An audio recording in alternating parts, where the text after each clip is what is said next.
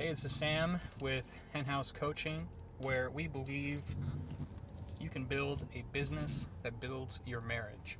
And I'm just on the way home, picked up some drinks and some fries for the family as part of a pre-dinner slash amuse-bouche type thing. Just got done with the gym. I am participating in a CrossFit event later this week. It's like the end of March 2021 that we're talking. And today, my trainer, he let me know that today's training was going to be pretty tough. But on my way home, I just wanted to give you guys a couple thoughts that's been on my mind.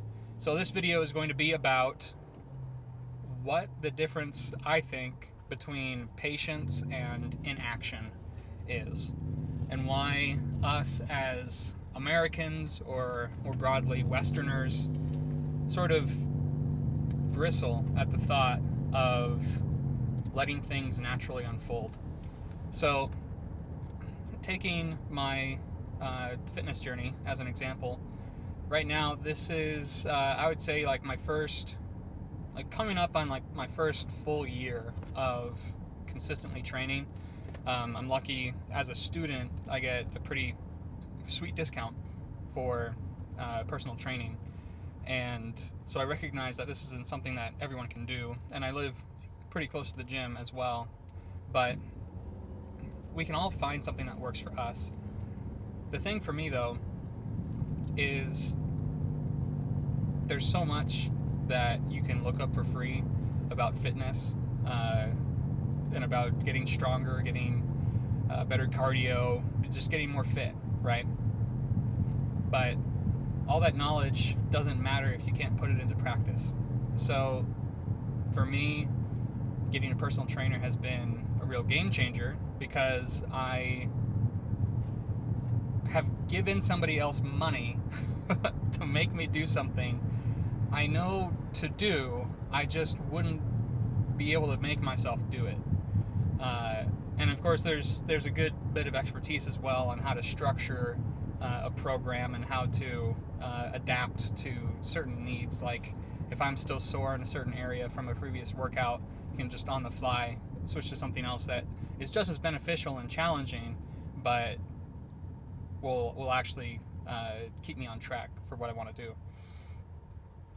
And so I've learned a lot about not only patience but pain tolerance with this, because I am naturally a bit of a stronger guy. I'm still learning a lot, and there's a huge room for improvement, but I've been able to enjoy those newbie gains, as they call it, and putting up bigger numbers just about every other week, every other month during my training. And so being able to do that is fun. It's fun being able to do bigger numbers, more sets, and it's gotten to the point where people are looking at me in the gym if I'm doing a pretty big move, whether it's squat or deadlift or whatever. The thing that's not fun is running laps or doing kettlebell work, all the cardio, the other stuff that CrossFit can be about. And I'm not like totally into the whole CrossFit community or anything. I do appreciate it's a bit more hardcore strength and conditioning. But yeah, I've found that it's doing the hard stuff. It's the eating your vegetables type exercising of getting better at cardio, doing the conditioning aspect of stuff that's not as fun in the moment, but makes me feel that much better about myself once it's done, once I've accomplished that particular workout. And today's workout, man, I was huffing and puffing. I was breathing in all raspy and stuff, and it wasn't pretty. In fact, you can probably still tell. I get really flushed really easily, and I don't think that's going to go away anytime soon. But so you can tell when I've had a workout. But all is to say that in marriage, in business, in fitness, there are certain things that you love to do. And it's easy to double down on your strengths, to double down on the pleasurable things, whether it be just focusing on lifting heavy weights, or just focusing on, say, coming up with new ideas, or perfecting a certain business process, or watching your favorite movies over and over, or going on hikes. When we get into these routines without mixing in some of the more difficult things, the things that come less naturally to us, we can dig ourselves into a hole, into a rut, where our strengths actually keep us from doing the things that are most needful. So I was talking to my trainer just after the session, saying, man, how great it would be if I only focused on strength, because then I'd never be out of breath and hurting. But the thing is, it's more honorable, I think. It's healthier to do all of it and to mix all of it in together in the right proportions, and to have somebody there with you who's been there and can help you focus on the right things. Now, how does this all relate to patience versus inaction? I think something I've learned a lot about in the past couple years, year or two, is, I'm sure we all have our own opinions if you've heard about or encountered hustle culture on Instagram, things like that. It's about, oh, well, Gary Vaynerchuk says you're working at your job 8-12 hours a day. What are you doing for the remainder? Oh, you're just hanging out. You're not working on a side project. You're not doing this, that.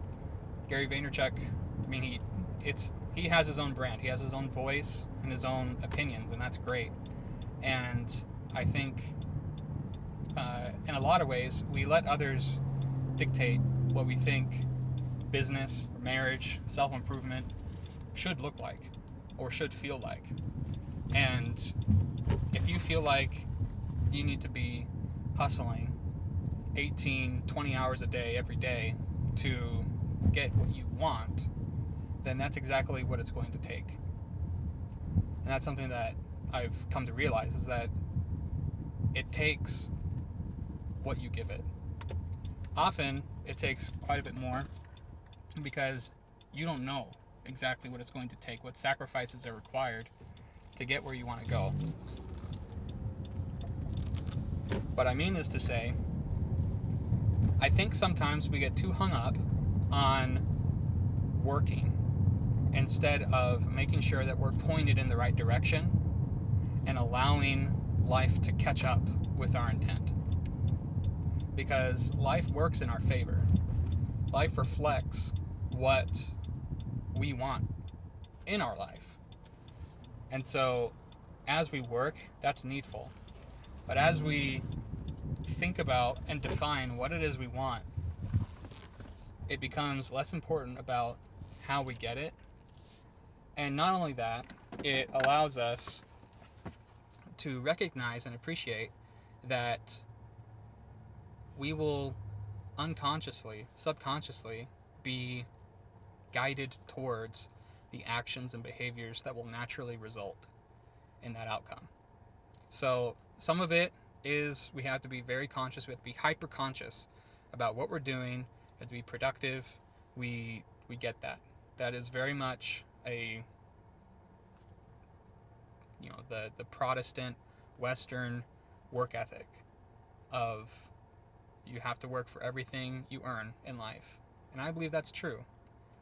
I also believe what's true is, like the gears on a bike, if you're spinning your wheels on a lower gear, instead of allowing yourself to shift up and be more efficient with your energy, you're going to be, spinning your wheels, as they say. And it's not going to be as efficient, it's not going to be as rewarding, and you're going to think it takes all this to get so little in return. Well, you do have to sacrifice. There is going to be pain. There is going to be the uncomfortable parts of life where you wish you could just focus on the things that are more enjoyable. But when you add all these things together, you can be both productive and conscious and efficient with your time and efforts, along with allowing life to give you what it is you want. Maybe this is a little hippy dippy. Maybe you think I'm talking about the universe will provide, law of attraction, very basic stuff. But give it a chance to rest in your mind the idea that if you understand what it is you want, it doesn't matter how, and it doesn't matter when, but your conscious behaviors as well as your unconscious behaviors will lead you towards that. And you'll get to pivot all along the way as you refine what it is you actually want. Because the other aspect of this is that the closer we get, every time we arrive at what we think we want, we realize that's not it. It may be momentary, it may be very deeply satisfying, but over time, it'll fade. And so we realize that's not what it was that we were seeking. So, think about this. Lifting heavy weights versus running laps, getting your heart rate up. For me, I definitely prefer one over the other. But compared to strength, I'm definitely making the most improvements in cardio. So, balance what you're doing well right now against what stands to gain the most from just a bit more of your attention.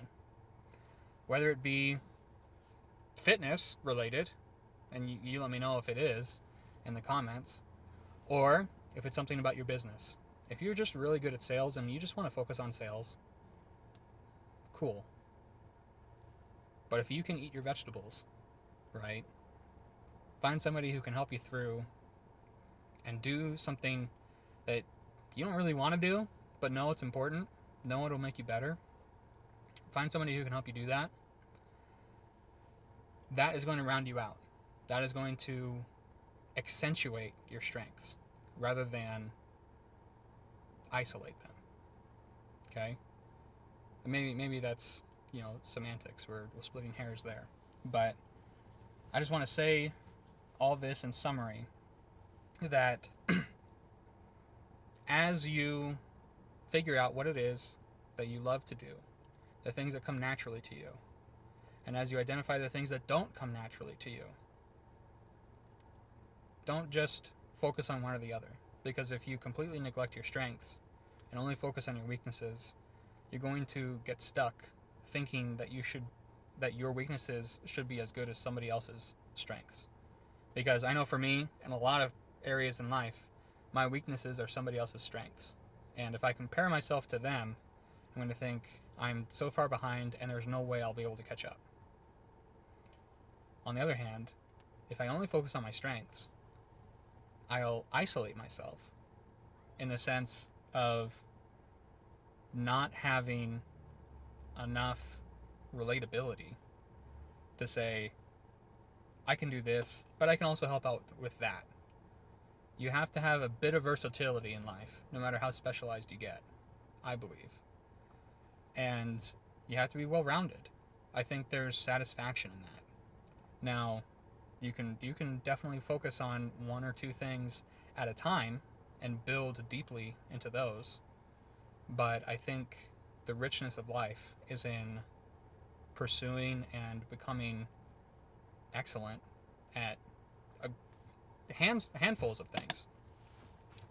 So let me know in the comments what's something that's your strength and what's something that's your weakness. What's something that you as a couple are really great at, and what's something that you know it's like eating your vegetables. It's something that you know would really improve your life if you got better at it. It's just hard. It's not easy. Like you know, like getting fit, like you know what you need to do. You just can't bring yourself to do it consistently or do it effectively. Let me know what that's like, because Miranda and I, we definitely have that. Whether we talk about it or just think about it individually, it comes up in conversations. And the more we can enjoy our complementary strengths, as well as consciously work on the things that would make us better but aren't as enjoyable in the moment, those are the things that over time, just like getting fit over time, it's going to round us out and it's going to get us feeling a lot better about ourselves. So stay tuned for another video. Next time I'm going to be talking about why it is that we, as male, female, masculine, feminine, husband, wife, have similar goals but very different ways of approaching them. Whether it be interpersonal, by way of getting through a conversation, making a decision, whether it be in the household or in the business. All of these things tie together into different perspectives, different ways of thinking that we're going to analyze through a masculine, feminine lens. So bear with me. I think there are some key, very deep truths about looking at it through this lens, and stay tuned for that. Take care.